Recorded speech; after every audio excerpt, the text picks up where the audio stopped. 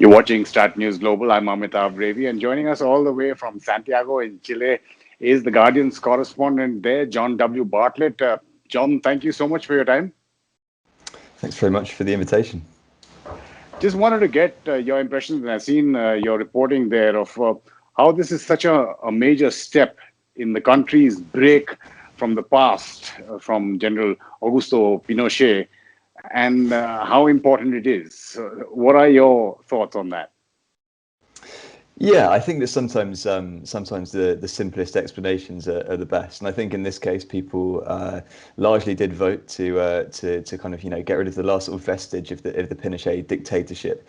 It's been a very long process. Chile returned to democracy in 1990 after nearly 17 years of the sort of repressive dictatorship of Pinochet, which came to power in 1973 after a coup d'état.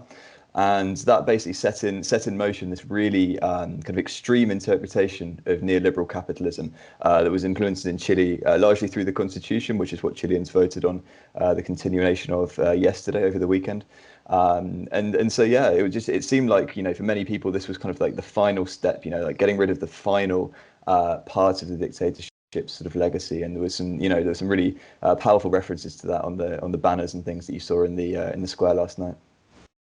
And the square you're referring to then, again, the national stadium, the Estadio Nacional, was quite symbolic because, again, of that past and what it represented, right? Yeah, so I spent quite a lot of the day sort of going around the polling stations. I spent a lot of time actually at the Estadio Nacional, particularly interviewing one particular guy who'd been tortured there. He was held there for 2 months in 1973 and electrocuted and made to walk around the stadium blindfolded and tripping over the bodies of his murdered friends and allies. So yeah, it was really powerful talking to him, and he returned to the stadium to cast his vote, like I say, to get rid of the kind of the final relic of the dictatorship. So yeah, I think, like you say, it's an incredibly poignant story. I think the Estadio Nacional is one of the biggest polling stations in Chile. I think certainly the biggest in Santiago. It's one of the most powerful, obviously, as well, symbolically. And there were huge lines of people there, and it was really emotional seeing the number of young people there as well, because the kind of the political franchise in Chile is obviously is broad, but people don't participate. The participation is incredibly low. In 2015, I think it was in 2015, they abandoned the compulsory vote. So, we've had a lot of time now where kind of participations have hovered just below 50%, and it was only around 51% yesterday, just under 51% of people that came out overall. But we are in the middle of a global pandemic, as has been well documented. So it's understandable. But I think it was really impressive to see so many young people going out, people voting for the first time. Obviously, this isn't a kind of this isn't a traditional kind of political party choices as kind of presidential elections and things are. So I think that's why people came out and really did see this as the way of closing a chapter in Chile's history. You said 51%, and you gave various reasons for that, but 78.4% of that or more have voted for the change. This may be the last relic, another step, but it is a long process, right? I mean, can you lead us through how long it will take and the various steps? Yeah, so it's a long and it's a fraught process as well. Chile has an incredibly compact electoral calendar over the next couple of years. There's a presidential election coming up at the end of next year. At the moment, the front runners are two popular mayors here in Santiago. One's a communist from the Communist Party, and one is a well-known supporter of the Pinochet dictatorship. So to say Chile's polarized, I think, would be a bit of an understatement. It's a country that's been living on the kind of the sort of the far extremes of the political spectrum for some time. I mean, obviously, we're still such a long way away that I don't know if they'll even present their candidacies in time. Those two for the presidency. But yeah, so in terms of the constitutional process, obviously Chile has voted to move forward with the process itself to draft a new constitution. There's no guarantee that they'll get one done in the time period that's been enshrined for the process, nor is there any guarantee that it will be ratified by referendum at the end of it. So the next steps from now on the 11th of April, Chile will go to the polls once again and will vote to elect the members of this constitutional assembly, which is going to be really interesting. It's going to be the first national constitution in the world that's going to be written by a group of people with gender equality, gender parity, which is obviously a huge step forward. The feminist movement here in Chile is incredibly vociferous. It's a really important part of society, and I think that was a really important thing to have enshrined early on. What the other thing we're going to see later on is the reserved seats for indigenous peoples as well. It's one of the big things that came out of the kind of the protest movement that's lasted more than a year now in Chile. Was that the indigenous peoples in Chile, which make up about 13% of the entire population, aren't even recognised by the constitution. So that would seem a basic kind of fundamental right to be involved. So after the referendum on the 11th, after the vote on the 11th of April, we're going to have this constitutional assembly the following month. The process starts in earnest, so that's obviously quite a quick turnaround. But then they've got a period of 9 to 12 months to write an entire new constitution, which a lot of people have said that's obviously a quite a tight turnaround. It's difficult to say, obviously, for now, how that's going to turn out. But there is the possibility to extend that by 6 months as well. And the other really important thing about the process is that that one of the big caveats that was agreed on early on is that you need 2/3 of the constitutional body to approve any law, any chapter that gets included in the document. So there are fears that it could be quite a scant constitution, but again, it's very early to say. We don't even know who's going to form this body at the moment, and it's likely to be kind of experts and constitutionalists, and then kind of representatives from indigenous groups, civil society.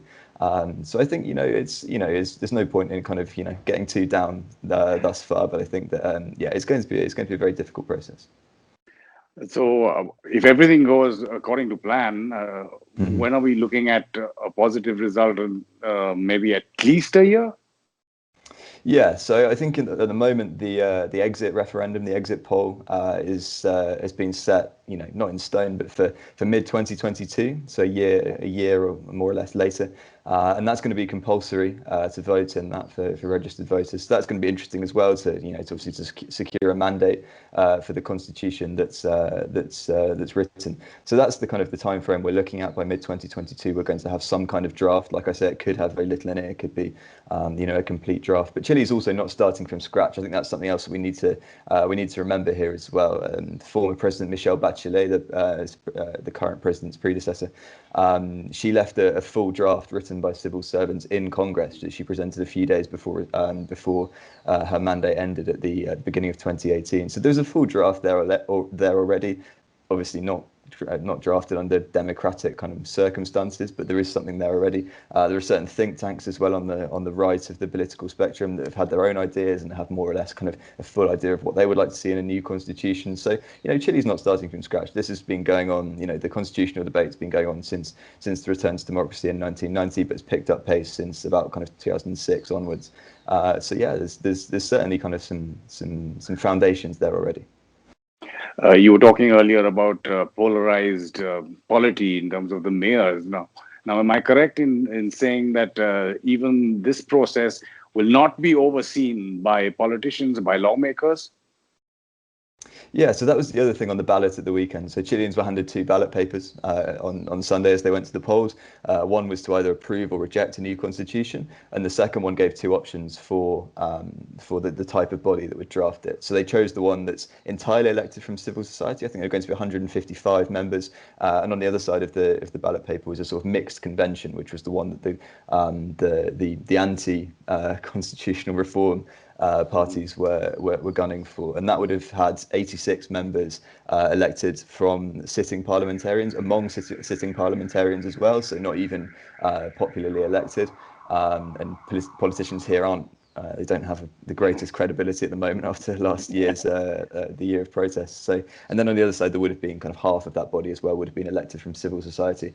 So that wasn't chosen in the end. But what that means now is that politicians who are currently elected officials can resign and stand for election on the 11th of April, which will be interesting. I mean, the other thing that was allowed, because Chile doesn't have a great tradition of independent politicians either. The parties are fairly kind of strong units, and there's sort of a coalition that governs in most kind of congresses. So the independents are likely to kind of make a bit of a resurgence, and that would be really interesting to see kind of a more participatory, a more kind of sort of a plurocracy more than what we've got at the moment. You mentioned the protests last year. Did politicians, how have they reacted to what's happened, first of all? And Have they finally seen the writing on the wall in terms of accepting what the people have wanted? And just give us a little bit of background, because I think it started off with the protests over metro price hikes, and then as kind of snowballed into a lot of other things. Yeah, so I think Chile's a really interesting case study in this respect. It's as a society, obviously, because of the dictatorship and the sort of capitalist forces and things. There's a huge amount of kind of repression. People weren't really didn't feel at liberty really to share and talk about these problems in the past. And I think that what we saw on the 18th of October last year, when the protest movement sort of exploded, was a real kind of like cathartic moment. I think people started to go out, they started to mix with people outside of their own kind of social class, because it's an incredibly segregated society here as well. Particularly as we saw actually in the referendum at the weekend, there were 3 districts of Santiago, the 3 wealthiest districts, were the only ones that voted for a majority to keep the current constitution. They're the only ones that it's really benefited. So it was a real popular movement. And yeah, just as a bit of background as to what happened last year, as you say, the metro price was hiked by only 4 cents, actually, 4 US cents, over just kind of one day to the next, and it was justified as an inflationary measure.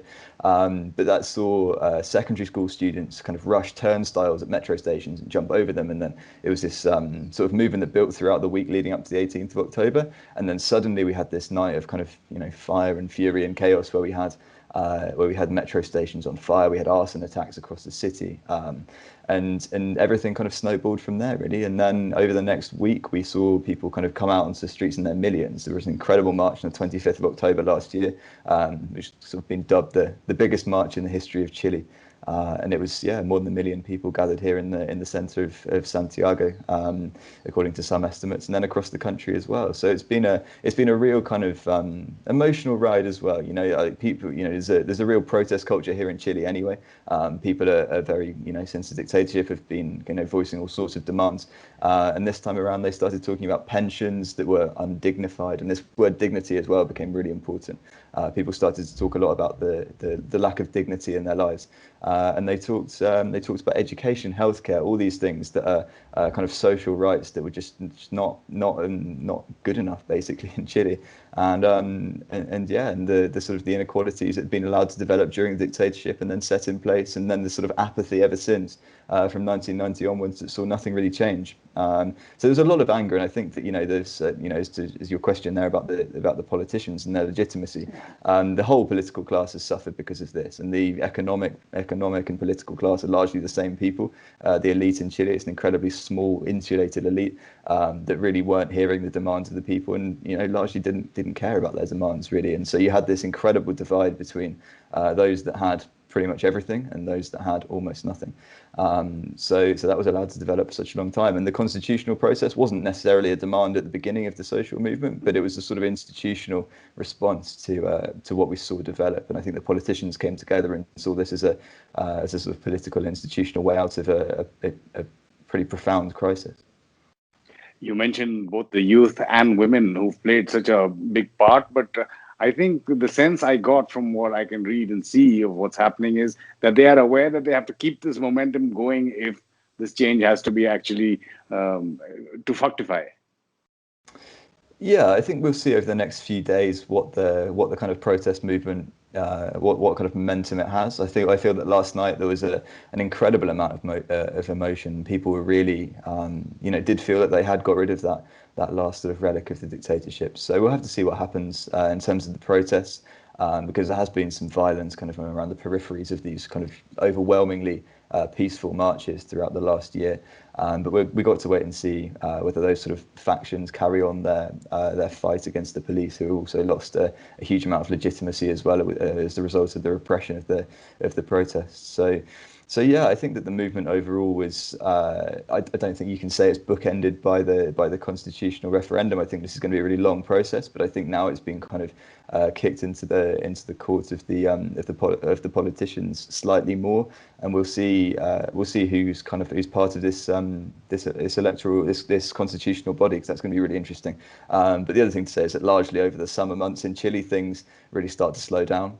January and February are months where not a huge amount happens usually, particularly on the sort of political calendar. So we'll see what happens as well. And then I think on the 11th of April we'll have a better idea as to who's going to be writing this new constitution. John Bartlett, really appreciate your time, your insight, especially since we are a few continents away, to get an idea of really what's going on in Chile. Thank you again. No worries. Thanks very much. And if you do like our kind of journalism, do support us on our website. You've been watching StratNews Global. I'm Amitabh, Revi.